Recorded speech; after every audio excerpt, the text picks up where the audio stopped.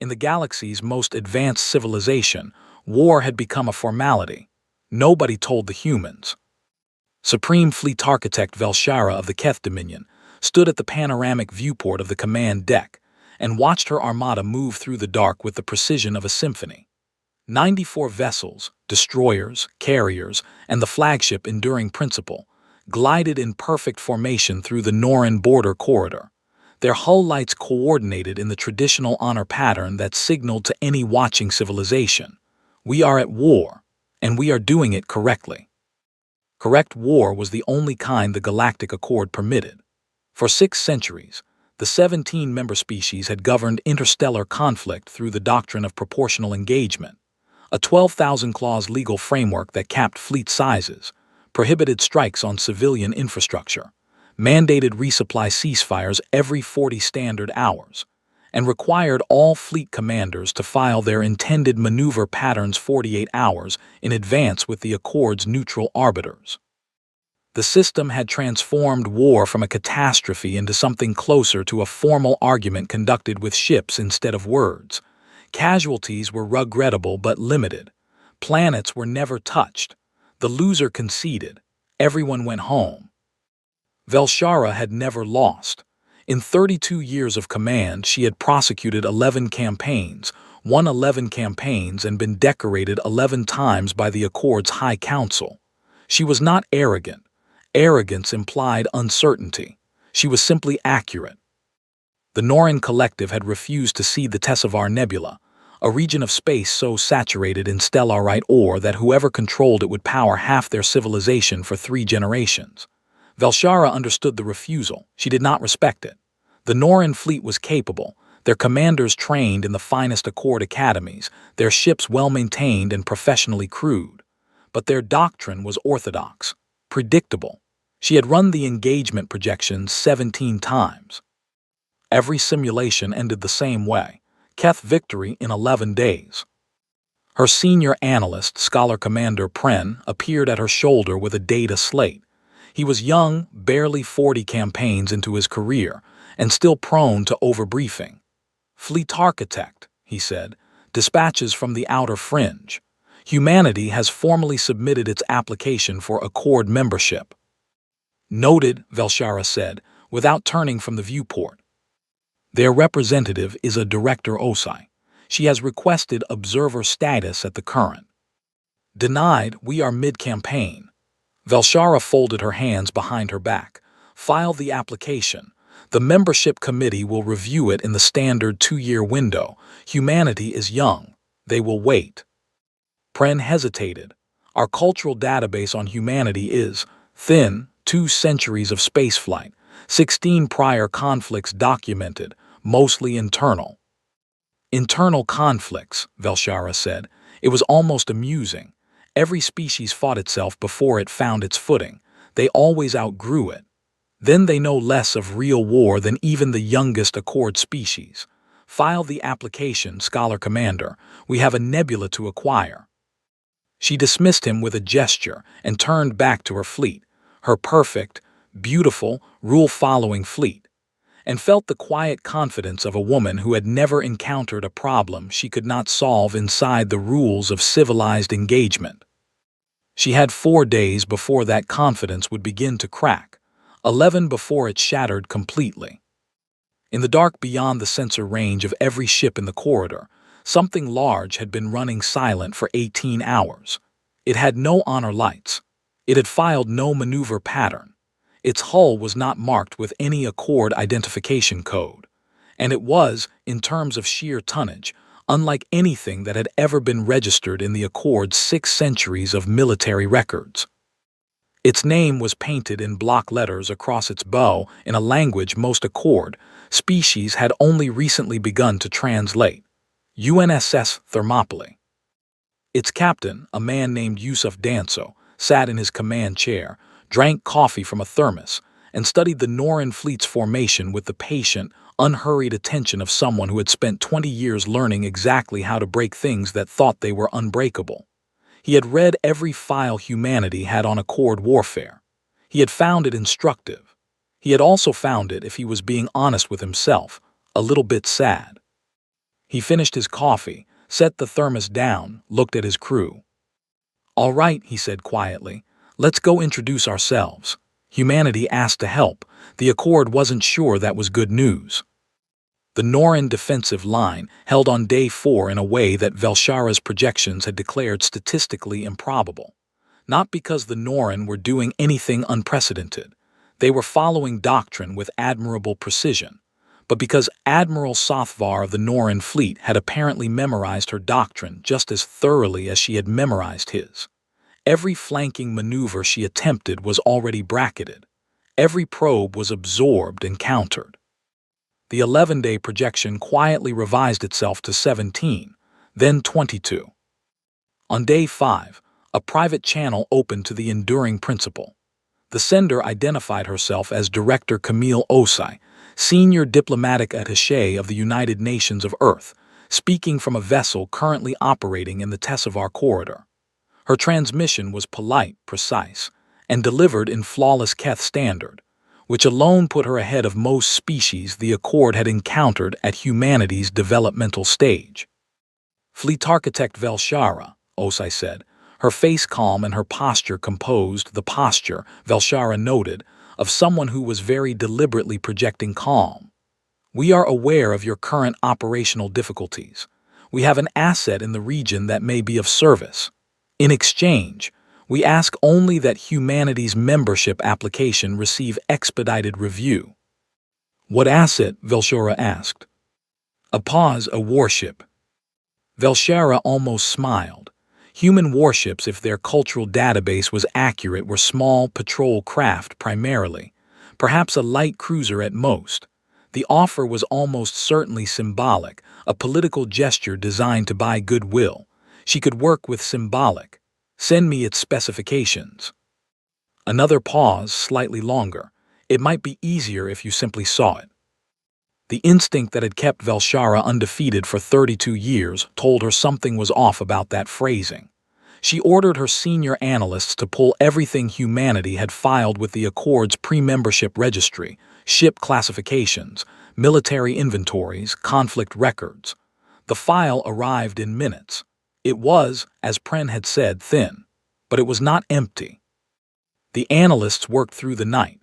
They were Keth, a species that processed information quickly, slept rarely, and were not given to emotional responses. So when Scholar Commander Pren set their compiled summary on Velshara's desk at the 3rd hour of the morning watch and stood there without speaking, she looked up. "Well," she said. Pren had the expression of a man who had been asked to describe a color that did not exist. "Fleet Architect. Humanity has been at war with itself internally for approximately 50,000 years, continuously, with brief pauses. All species have periods of internal conflict. Not," he set the slate down carefully. "Not like this. They have something called the Siege of Masada, the Punic Wars, the 100 Years' War, the World Wars. There were 2 of those within 40 years of each other. A conflict called Vietnam that a larger power could not win despite overwhelming material advantage. They developed biological weapons, nuclear weapons, psychological operations, siege engines. They once besieged a city for 10 years over a personal insult."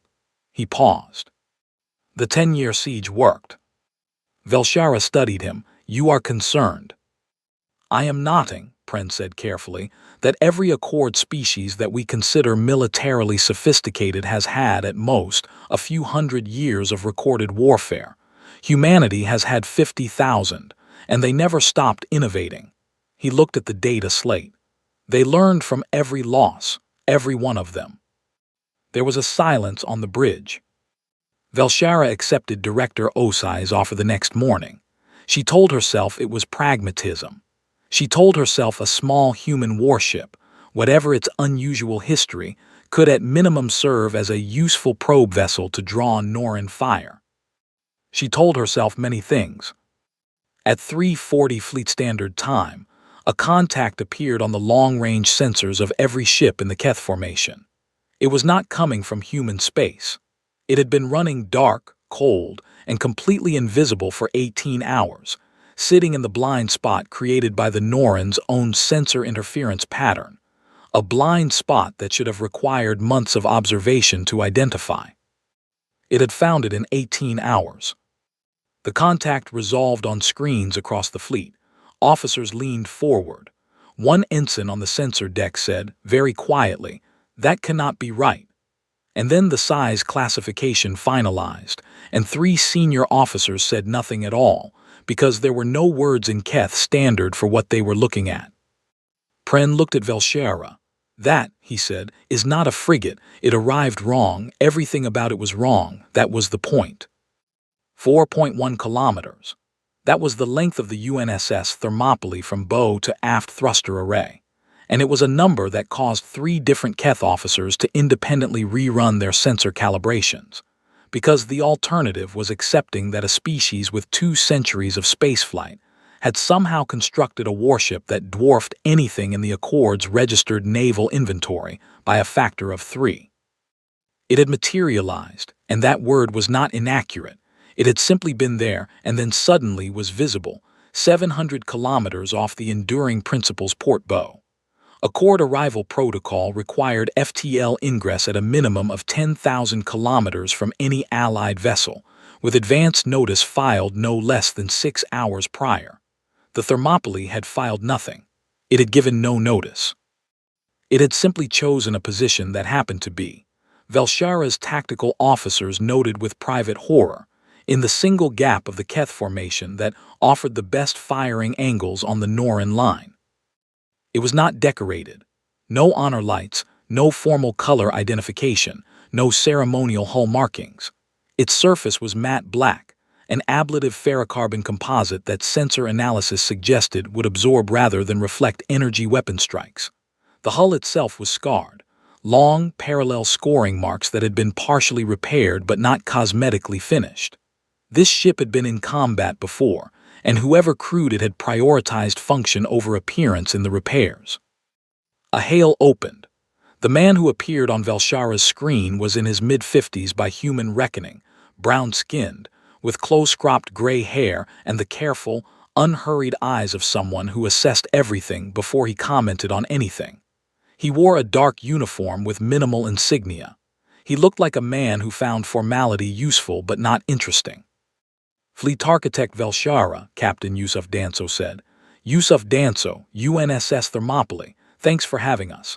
I'll need your tactical package, current Norrin positions, fleet compositions, last 48 hours of engagement logs." He glanced at something off-screen. "Also your stellar cartography for the Tessevar corridor. Specifically, I want the locations of any significant asteroid concentrations within 2 light towers." Velshara kept her expression neutral through long practice. "Captain Danso, welcome. Before I can share that, may I ask what armament your vessel carries, for our tactical records?" A brief pause. "I can give you a general summary." "Please." 12 primary kinetic rail batteries, 8 coherent energy turrets, 4 mass driver bays, approximately 4,000 autonomous impactor drones, variable payload, marine complement of 320. He tilted his head. "Point defense suite, electronic warfare package, and some things that don't translate well into Keth standard." The bridge was very quiet. Scholar Commander Pren leaned close to Velshara's ear. "Fleet Architect," he murmured. "A preliminary review suggests this vessel is in technical violation of 14 separate clauses of the Proportional Engagement Doctrine. The mass driver bays alone." "I heard him ask about asteroids," Velshara said quietly. "Yes. He wants to use asteroids as weapons." "That would be my interpretation, yes." She looked at Danso on the screen. He was waiting with the patience of someone who had waded through much harder things than this. "Captain," she said, "I'm obligated to point out that several of your vessel's apparent capabilities conflict with Accord engagement doctrine." "I appreciate that," Danso said. He sounded like he genuinely did. "Can I ask which specific treaties humanity has ratified so far?" Pren checked his slate. His expression shifted through several emotions in rapid succession. "None yet," he said. "Membership is still pending." Then I'd say we're operating in good faith within our current treaty obligations, Danso said pleasantly, which are none. Tactically speaking, that does give us some flexibility. He leaned forward slightly. Fleet Architect, I've read your engagement logs with the Norrin line. You're fighting them the way they expect to be fought. I'd like to try something different. Send me that asteroid data. Velshara held his gaze for a long moment. In 32 years of command, she had trusted her instincts exactly as much as her data. Her instincts right now were pulling in two directions simultaneously. Profound unease at everything this man represented, and the cold strategic recognition that the Norrin line was not breaking, and this man, this ship, was something the Norrin had never seen and had no doctrine for. She sent the data. Danso nodded once. Thank you, give us 6 hours. He paused. You might want to move your fleet back about 200 kilometers if that's convenient. Why? Just a preference, he said, and ended the call. They used rocks, moving at 30% of the speed of light. The Norrin had no word for what happened next. The Norrin Collective's defensive fleet was arranged in the crescent formation, 90 vessels spread across 600 kilometers of space in a concave arc, designed to focus overlapping fire on anything that approached the center. It was an elegant solution to the problem of three-dimensional space combat. Admiral Sothvar had used it to defeat Accord opponents in 4 separate campaigns. It worked because it presented no weak point. Attack the center, and you faced concentrated fire from 90 ships. Attack the flanks, and you faced a closing pincer. It assumed the attacker would come from a predictable direction, at a predictable speed, using predictable weapons. The Thermopylae appeared at the edge of the Norrin sensor range and did something no Accord commander had ever done in 6 centuries of documented warfare. It decelerated, not to a fighting approach speed, to almost nothing. It came in slow, broadcasting openly on all Norrin frequencies, not a distress signal, not a hail, but a simple continuous identification tone that said, plainly and undisguisedly, "Here I am, I see you, I am not hiding." Admiral Sothvar and his command center aboard the cruiser Norrin's Patience watched this on his screens and felt the first cold finger of something unfamiliar. In his experience, commanders who broadcast openly were either surrendering or creating a distraction. He looked at his tactical display. There was nothing else on sensors, no flanking force, no second wave. Open fire, he said, because the alternative was waiting, and waiting was how you lost. 60 Norrin vessels opened fire simultaneously on the Thermopylae. The coherent light batteries of the Norrin fleet represented approximately 18 terawatts of combined output, enough to vaporize any vessel in the Accord's conventional inventory in under 30 seconds. The fire was accurate. It hit. It kept hitting. The Thermopylae continued to decelerate. The ablative ferrocarbon armor shed energy the way a cliff face sheds rain. Not perfectly, secondary systems began to register heat buildup, but it shed enough. The ship slowed to nearly a full stop in the center of the kill zone, absorbing the full combined fire of 60 warships, and the crew inside it continued to work. Calmly, methodically, as if being shot at by 60 ships was a background condition, an inconvenience to be noted and set aside. The Thermopylae's ventral bays opened. What emerged was not a torpedo salvo. Torpedo salvos the Norrin knew. What emerged was a field 4,000 autonomous impactor drones, each roughly the size of a ground car, preloaded with navigational solutions that had been calculated over the previous 6 hours using the asteroid field data Velshara had provided. In the corridor behind the Thermopylae, positioned over those same 6 hours while the Keth fleet had been fighting the Norrin line, 17 asteroid fragments ranging from 50 to 400 meters in diameter had been nudged, gently, patiently, precisely, onto calculated approach vectors. The drones were not weapons. The drones were navigation aids, final correction thrusters for objects that were already moving at 28% of the speed of light. The Norrin crescent formation was optimized for energy weapons in open space. Its sensor suites were calibrated to detect ship-scale objects at long range and energy discharge signatures at medium range. It was not calibrated for fast-moving, low-radar cross-section rock, because in 600 years of Accord warfare, nobody had used rocks. Rocks were not proportional. Rocks were not civilized. Rocks were not in the doctrine.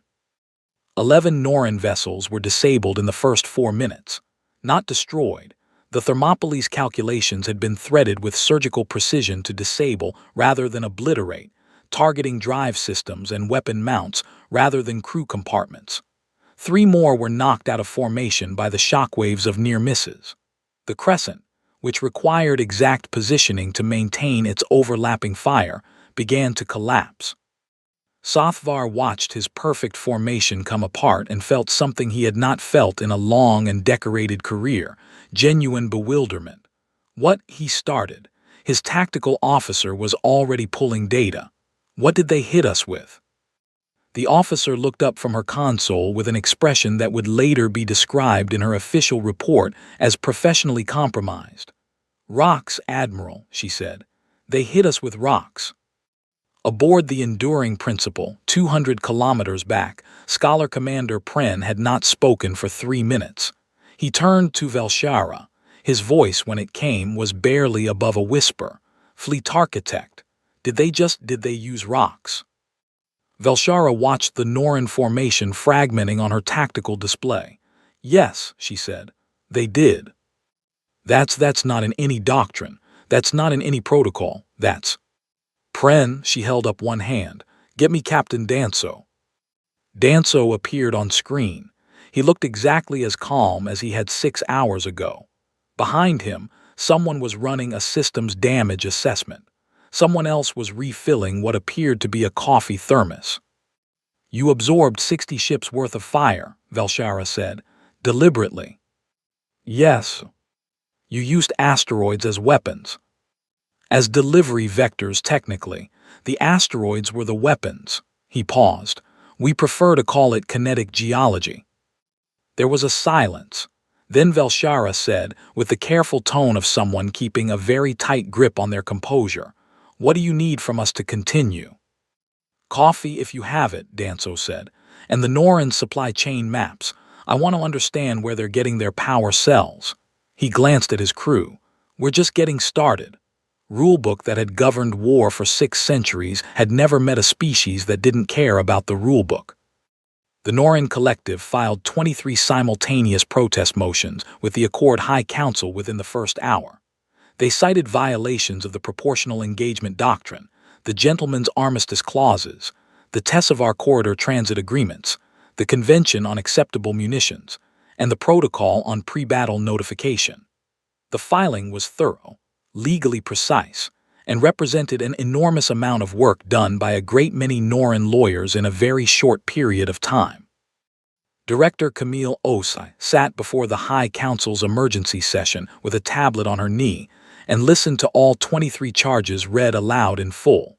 She nodded through each one with the expression of someone taking careful and genuine notes. When the reading concluded, the Council's presiding arbiter looked at her and asked formally whether humanity wished to respond. "We do," Osa said. "First, could you clarify which of these treaties humanity has formally ratified?"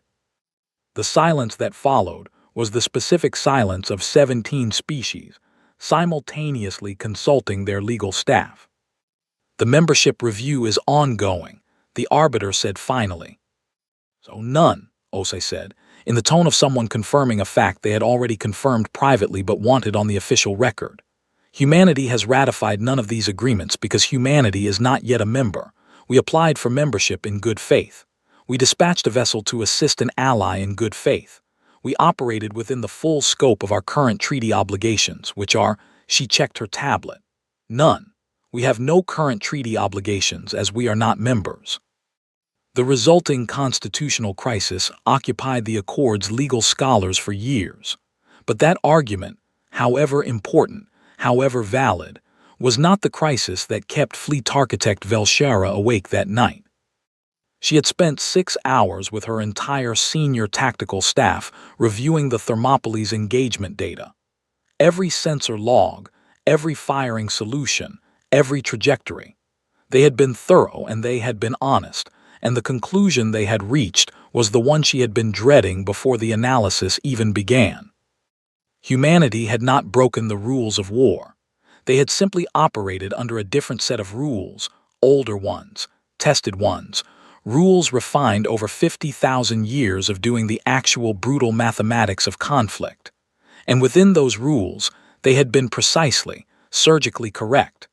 The asteroid approach had been identified as viable by the engagement environment. The deliberate fire absorption had served a tactical purpose. It had fixed the Norrons' attention and fire on a single target while the real blow was set up.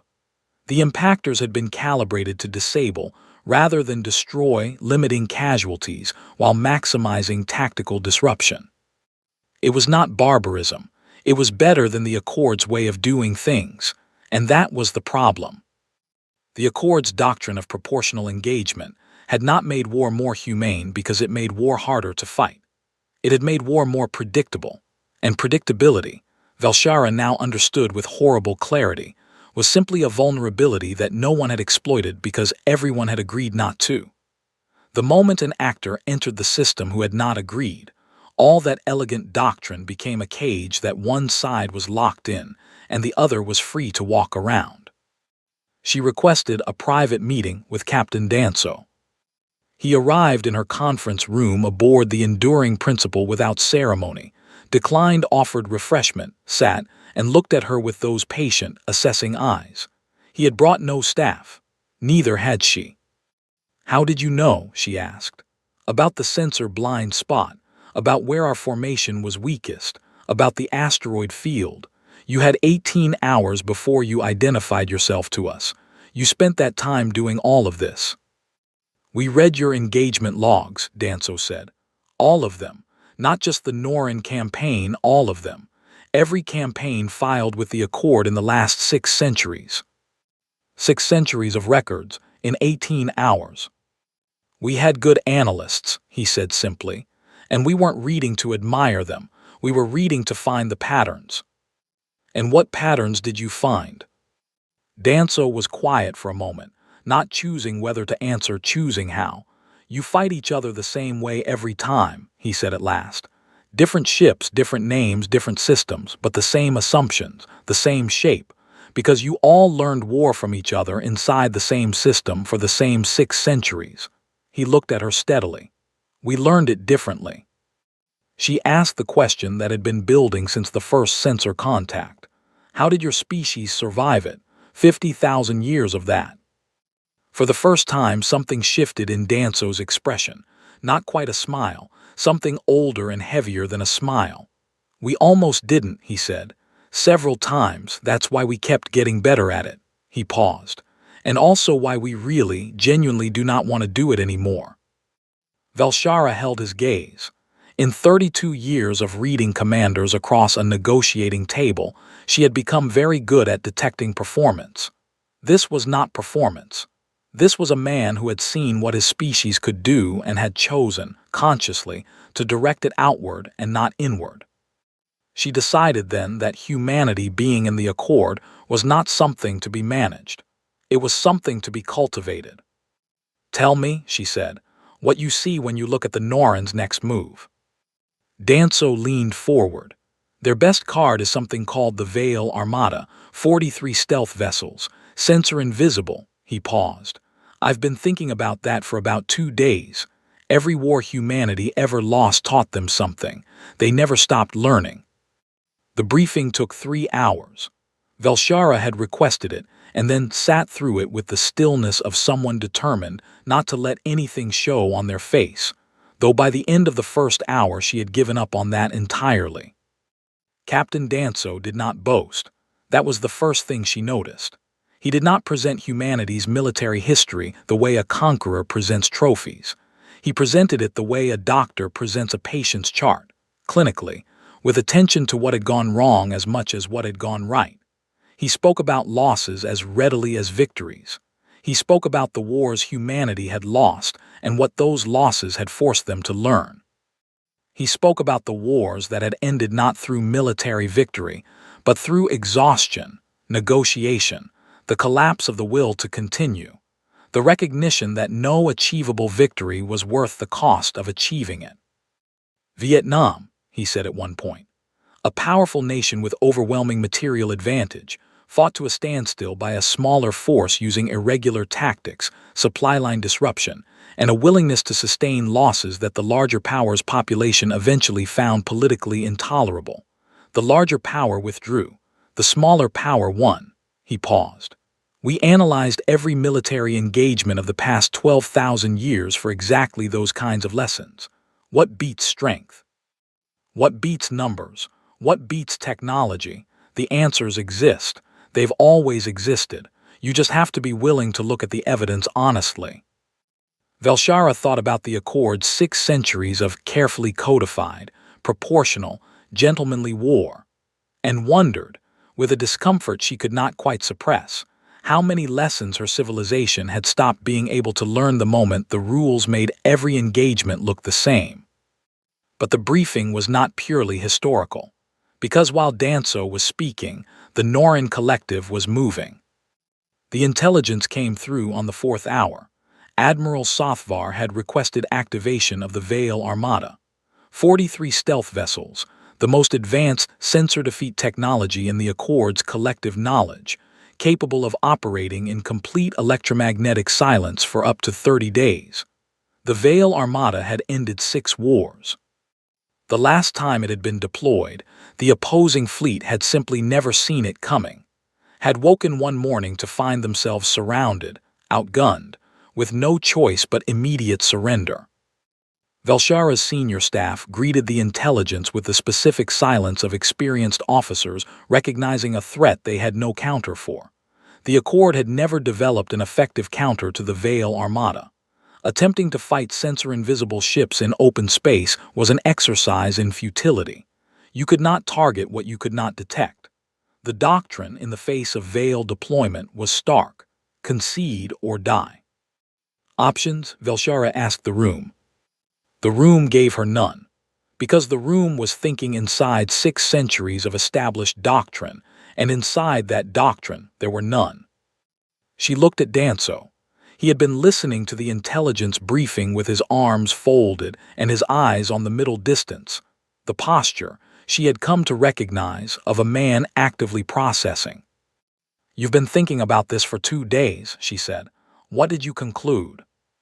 "The Vale tech defeats active sensors," he said. "Electromagnetic, thermal, gravitometric, we can't see them coming." He unfolded his arms.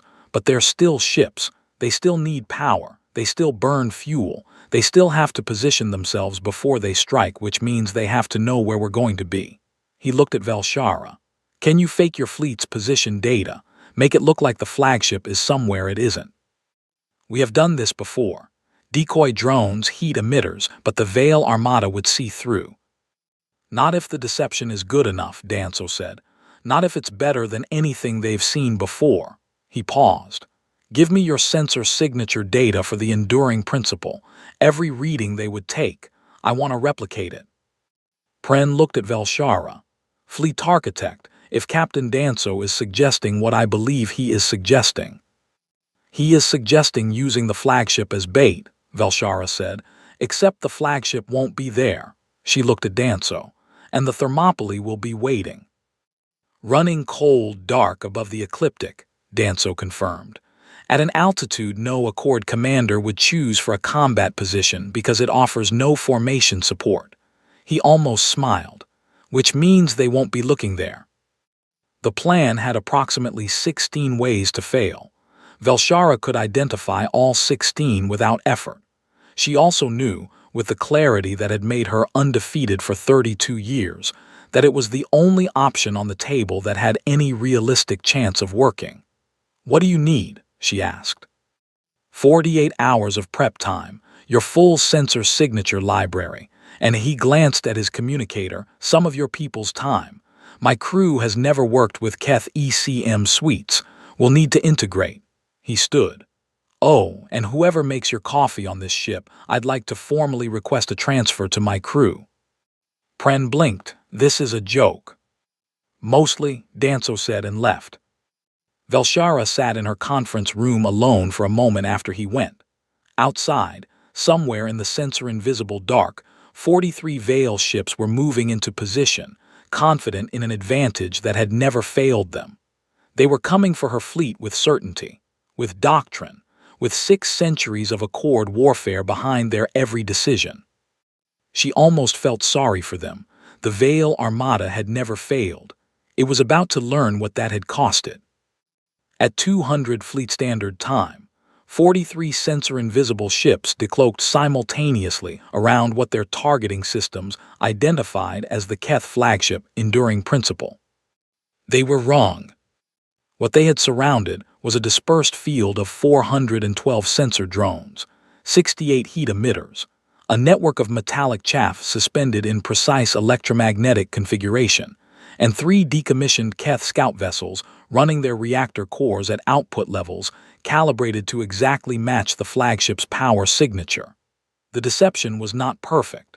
A careful, unhurried sensor sweep would have identified irregularities. But Admiral Sothvar had not ordered a careful, unhurried sweep. He had ordered an immediate killing strike. The Veil Armada's opening salvo hit ghost ships and drone arrays. The response they received was not from the flagship. It was from above.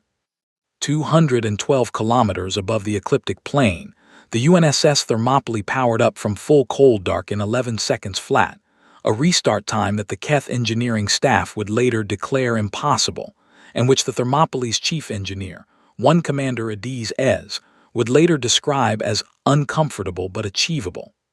The ship was moving before its sensors had fully resolved. It was firing before it had achieved battle speed. The Veil Armada's stealth systems made them invisible to sensors. They did not make them invulnerable to railgun slugs traveling at relativistic velocity from a position no one had been watching. The first 3 minutes were chaotic in the way that only close-range space combat can be, simultaneously vast and intimate. The distances between ships measured in hundreds of kilometers, while the engagement felt suffocatingly personal. The Thermopylae did not fight the way Accord warships fought. It did not hold a line. It moved constantly, unpredictably, trading position for firing angle, accepting minor hits to achieve major ones, using its own drive wash to scatter the Veil ship's sensor readings and deny them targeting locks. The Marine complement launched on the 8th minute. 320 soldiers in assault craft, targeting 5 Veil ships that the Thermopylae's kinetic strikes had disabled but not destroyed. Their objective was not to hold the ships. Their objective was the vessel's navigational cores, specifically the Veil Armada's shared positioning network, which, once accessed, would reveal the locations of every cloaked ship in the formation to the Thermopylae's targeting systems. It took 11 minutes of close quarters fighting through corridors designed by engineers who had never anticipated boarding. The soldiers worked with the same methodical efficiency as the rest of the crew, not frenetic, not dramatic, but relentless in the specific way of people who had been trained to keep moving when everything in their body was telling them to stop. They took casualties. They kept moving. At minute 19, the navigational core came online in the Thermopylae's tactical suite. 43 ghost ships became 43 targets. What followed was 4 more hours of brutal attrition that no Accord doctrine had a name for, because Accord doctrine did not envision engagements of this length or this complexity. Velshara's Keth fleet, held in reserve as agreed, watched it unfold on their screens in the specific silence of experienced warriors witnessing something outside the boundaries of their experience. The Thermopylae did not destroy the Veil ships. That was the detail that lodged deepest in Velshara's memory when she reviewed the logs afterward. It had the firepower. The choice not to use it was deliberate. Danso's standing orders to his crew were to disable and strand, not to obliterate. Drive systems targeted, weapon mounts crippled, life support left intact. Ships rendered helpless rather than wreckage. It was a restraint the Accord doctrine demanded in theory, and its commanders practiced imperfectly. The Thermopylae practiced it in the middle of a 4-hour knife fight, under fire in the dark, and it did not slip once. At 6:14, the Vale Armada's flagship transmitted a distress beacon on open frequencies. 31 of 43 ships were disabled or boarded. The remaining 12 were fleeing at maximum drive. Admiral Sothvar's voice on the distress channel was the voice of a man who had believed, genuinely and for his entire career, that his tools were undefeatable, and had just discovered in the worst possible way that belief was not the same as truth. Velshara opened a channel to the Thermopylae. Danso answered from the command deck. He looked tired in the specific way of someone who had been awake for 30 hours doing very difficult things, not defeated, not relieved, just done. Behind him, his crew moved with the quiet efficiency of people wrapping up a job. "Casualties?" she asked. "7 wounded, none killed," he exhaled. "We were lucky." She knew enough about what she had watched to know that luck was not the primary variable. But she also knew enough about this particular human to know he would not accept an argument on that point tonight. "Stand down and rest," she said. "We'll handle the formal response." "Appreciated." He started to close the channel, then stopped. "Fleet Architect, your people. When you integrate with us for the decoy setup, they were good, quick, flexible." A pause. "You should be proud of them." She had received many compliments in her career. This was the first one that surprised her. The war ended. The galaxy quietly recalculated everything it thought it knew about humanity. The Norin Collective sued for terms on day 16. The Stellarite Nebula would transfer to Keth administration under a shared revenue framework negotiated over the following month. The Vale Armada, or what remained of it, would be decommissioned as a condition of the ceasefire. Sothvar tendered his resignation to the Norin High Council the same morning the terms were filed and was, by all accounts, relieved to do so. It was, technically, the war Velshara had planned to win in 11 days. She had won it in 16. The outcome was as projected. Almost nothing else was. The formal ceasefire signing took place in the Tessevar corridor, with the Thermopylae holding station 10 kilometers off the negotiations vessel, close enough to be clearly visible from every porthole, too far to be threatening. It was not there as a threat. Everyone present understood that it was there as a fact, a reminder, a permanent update to every tactical calculus in the sector. Velshara watched it through the viewport during a recess in the signing ceremony and was struck, not for the first time, by how ordinary it looked at rest. No honor lights, no decoration. Scarred hull, functional repairs, matte black armor that absorbed light rather than reflecting it. It did not look like what had just changed the history of warfare in the Accord.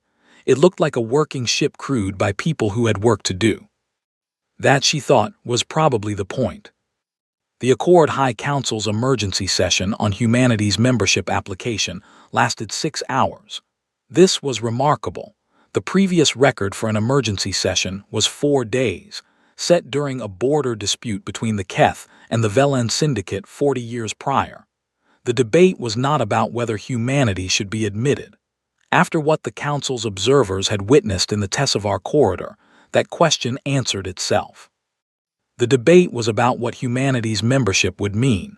For the Accord structure, for its doctrine, for the careful balance of power and protocol that had kept 17 species from destroying each other for 6 centuries. Velshara submitted a formal recommendation in writing and appeared before the council to deliver it in person. She was not an advocate by temperament. She was a tactician. She gave the council tactics. "Humanity," she told them, "has 50,000 years of military evolution that we do not have and cannot replicate. They have already demonstrated the ability to operate effectively alongside our forces, and the judgment to exercise restraint when restraint serves the mission. The question before this council is not whether humanity is dangerous. They are. The relevant question is whether you would prefer that capability directed inside this alliance or outside it." The vote was unanimous. It was the first unanimous vote the council had cast in 11 years. Director Os received the notification while aboard the Thermopylae, where she had spent the last 4 days conducting preliminary integration discussions with Captain Danso's crew. She read it twice, forwarded it to the crew's general channel with 3 words of preamble: "We're in, officially," and then sat for a moment in the small observation lounge off the main corridor and looked at the stars. The crew's reaction was not the celebration she might have expected. There was satisfaction, quiet, genuine, shared but not euphoria. These were people who had just spent 4 days absorbing 60 ships' worth of weapons fire, herding asteroids, and fighting through corridors in the dark. They had a clearer view of what it meant to be in the galaxy's great alliance than most diplomats did. Danso found her there 20 minutes later. He sat across from her, and for a while neither of them spoke. Outside, the Tessivar Nebula glittered, the stellarite ore within it catching starlight and throwing it back in 1,000 colors, beautiful and indifferent to everything that had just been decided around it. "They're scared of us," Osai said finally. It was not a question. "Some of them," Danso said. "Is that bad?" He thought about it honestly, the way he thought about everything. "Depends on what we do with it," he said. "Fear gets you a seat at the table. What you do at the table, that's the actual work." He glanced at her. "That's your department." She nodded slowly. "And if we do it wrong, then we'll have made the galaxy worse." He said it simply, without drama, because it was simply true. "We've done it before, on our own planet. That's the history that nobody in the Accord has read closely enough." He looked at the nebula. "The point is we know what that looks like. We know the cost." In the mission log that Danso filed that evening, a document that would eventually be studied at 17 different military academies across the Accord, he wrote one final entry: "First contact engagement concluded. Norin ceasefire holding. Membership confirmed. Crew performance throughout, exceptional. Recommend commendations for ES, boarding team leads, ECM integration squad." He paused, fingers over the keypad, and then added a single additional line: "We showed them what we are. The rest is on us." Somewhere across the sector, in 17 different command centers and 17 different languages, admirals and fleet architects and war ministers were quietly pulling every file on humanity that existed and reading it with a new and very serious kind of attention. They were updating their models, revising their risk assessments, recalculating every alliance, every border, every treaty in light of a single data point. A species that had nearly destroyed itself a dozen times over had arrived in their galaxy, had spent 6 days demonstrating what that survival had cost and what it had produced, and had then quietly asked for a seat at the table. None of them were entirely comfortable with what they concluded. All of them concluded the same thing. Humanity was here. Humanity was staying. And the Accord, whatever it was going to become it with them.